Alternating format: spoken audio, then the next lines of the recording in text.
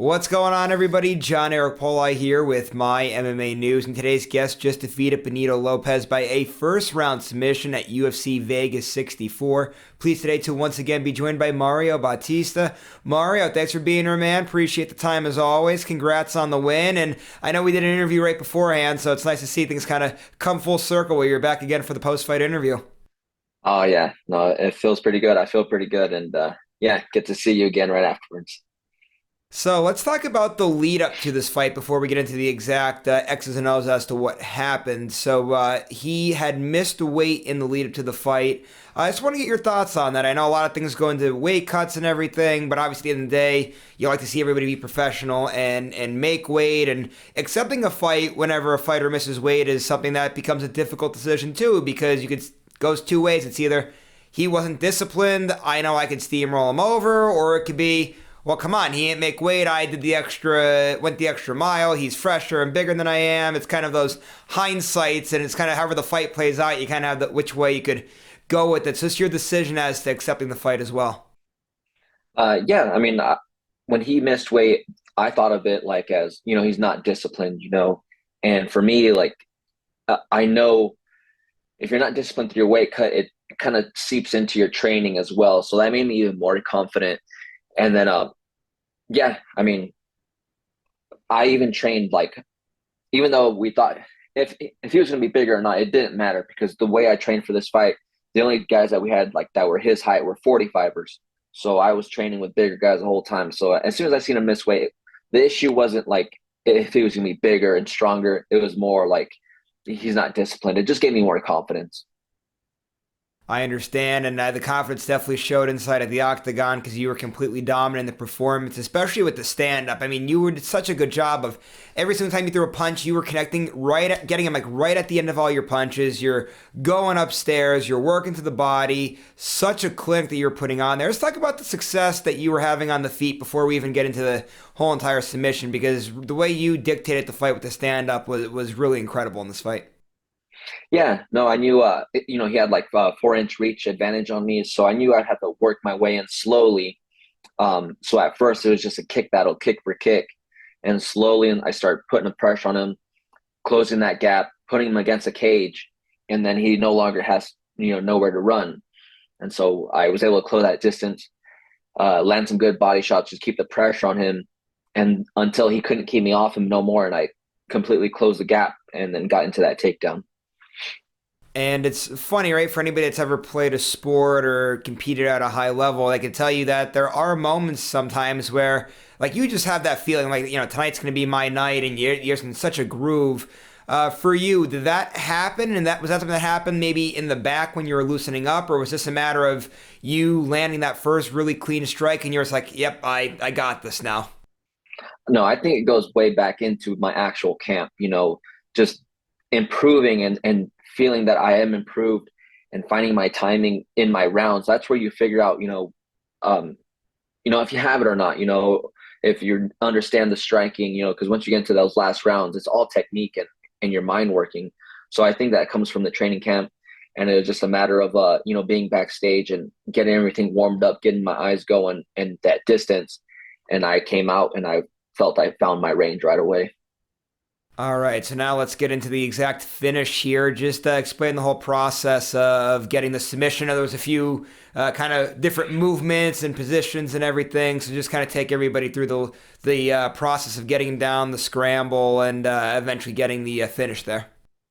Yeah, no, I got that takedown and I knew right away to posture up. I could feel, I've seen in his past fights that he throws up those triangles. So I postured up, had a good strong back, and I could feel how kind of flexible and gummy he was. And I realized then, like, yeah, that's why he's good at these triangles. So started a pass right away so he wouldn't be able to, catch me in anything, keeping the heavy pressure on him, passing, making him work, and just being 2 steps in front of him.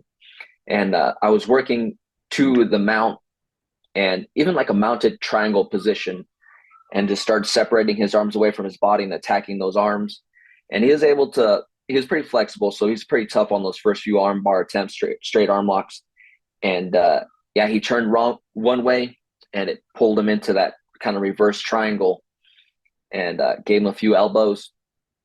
And I went for that straight arm bar, I heard the clapper go off. So I'm just like, I'm gonna grab something that, I have enough space to bring my hips into it and really stretch out his arm, and he tapped pretty fast. And because of that dominant performance, the UFC gave you a performance bonus. So not only did you get extra money because Benito missed weight, you also get the additional 50,000 for the performance bonus. So a lot of extra cash coming your way there. What's the plan for the extra money there? Do you put it away and save it? You gonna buy anything nice with it? What's the game plan? I might splurge a little bit, but I think it'll be more on food than anything. So, yeah, I'll do that. But I'm going to save the rest of it. We kind of want to move into a bigger house, and luckily I'm getting these bonuses when I'm a little bit older. I think back in the day, if I would have got them when I was younger, I would have spent them on some pretty stupid stuff. So, save it, look for a better house, and yeah, that's what I plan on doing with it.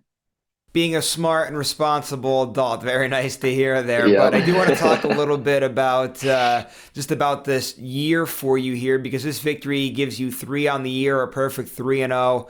That is not easy to do. So just talk about like the grind of this year and being able to keep your body fresh and being able to stay ready. And I mean, we all know anybody that follows the sport knows it's hard to go out on fight night and take care of business and get a win. To do it three times in a year is really, really, really special. So just talk about the grind of the year. Yeah, I mean, I go right back to training. Having this many fights throughout the year, you learn how to pace yourself. You learn how to train. Uh, and I know once it comes down to those camps, I know how hard I could push myself to get into shape. And I know I will always be in shape for the fights. So the time between fights, I really, take it easy on the conditioning to relax it on my body and make my mind work a lot more. Put myself, go to jujitsu classes, striking classes, and not necessarily, red line everything. Just make sure I'm learning, getting the systems down, and and that's how I like to train, during my off time. And with all of that being said, you did say after the fight that you want to fight. I believe you said it three or four more times again next year. So I guess two-part question. Number one, after talking about what you just said about being able to keep your body fresh and training the right way and learning the proper rest and everything like that, just talk about number one, I guess, just how indeed is the body feeling now that you're pretty much going right back into the gym and being able to prepare to go on the big long stretch like that? And how do you keep this momentum going, man? Because it's quite a run that you're on here, and I'm sure that you're probably gonna want to rank the guy next. Oh yeah, no, just being consistent. That's being consistent in how I'm training right now. I think I got some good momentum of how I'm training, and I'm gonna keep building on that. So that's why I set myself up for the same thing next year, building on that. And yeah, I do want to fight. If I can get a top 15 fight, that'd be perfect. But if I shoot for that and I get something right outside the top 15, I'd be happy with that as well. Especially if they have like a following or a decent name, I'd be happy with that. So setting myself up, for top 15, then by the end of next year, hopefully, be knocking on the door for the top 10. Yeah, man, they have a lot going for you there. It's a great win here. It's great seeing you do what you're doing, and we're looking forward to seeing you have a great year again next year. Another guy that's looking to have a big year next year is your teammate Sean O'Malley. I just want to get your thoughts. I know when we did the interview right before your fight, we were doing a little preview with him versus Peter Yan. That fight, of course, obviously took place. A little bit of slight controversy. I mean, Sean was obviously looked fantastic in the fight. I mean, I think it's obvious that Pewter and Sean are both probably the two best contenders within the division. That's clearly been shown in that fight. But I know a lot of media members and a lot of fans did have the fight scored for Pewter Yan and what would have been a very obviously close finish because the fight was very close and it was a great fight. Just want to get your thoughts on the matchup and how you had it scored. And I'm sure obviously you had thought Sean had won the fight. Yeah, no, I thought it was a close fight, and you know, looking at Peter, like you've never seen Peter like that, get beaten up like that. He's never looked like that after a fight. He's fought Aldo, Aljo, all these top guys, and he's never looked like that. But Sean really dug deep. He didn't surprise. He surprised I think a lot of people, but not us. And he dug deep. And I watched the fight. At the end of it, all I could think was just like I'm super happy for Sean. No matter what the decision is, it was a close fight. I was super happy with him, and he just dug deep and really pulled it out against one of or if not the best guy in the division. 100%. And while we're on the topic of fights that were close and if there's controversy and whatnot, did want to hear your thoughts on the main event on the fight card you were just on with Amanda Lemos and Marina Rodriguez.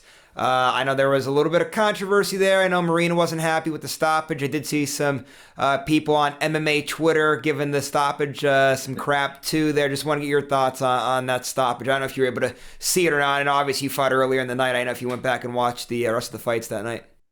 Yeah, I seen the highlight of it, the finish. I think it could have gone on a little bit longer, um, but who knows how hurt Rodriguez was. And Lemos, she does hit hard, obviously.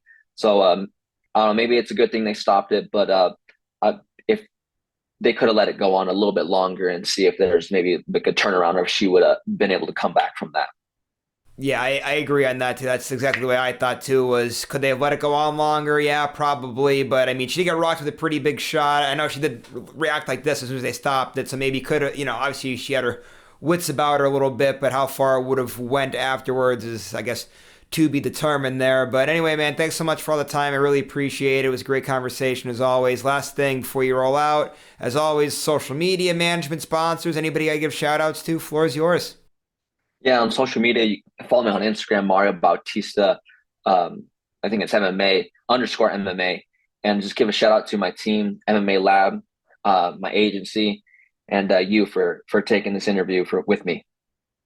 Mario, of course, man, you're always welcome here, and I'm sure I'll be talking to you a lot in the future since you're planning on fighting about 3 or 4 times next year. So I'm sure we'll be having a lot more conversations in the very near future here. But anyway, man, congrats on the win. Nice seeing you as always. And just one last thing before we're out, like I always do, just want to remind all the viewers out there, if you like today's interview, make sure to go to the bottom, give this video a thumbs up, subscribe to this YouTube channel if you haven't done so already, and you guys know the drill at MyMMANews.com. Make sure you guys are going there, keeping your tabs on the website, checking out all of the great work. Also, go to our social media pages, give us a like and a follow on there as well. We'll see you later, everybody.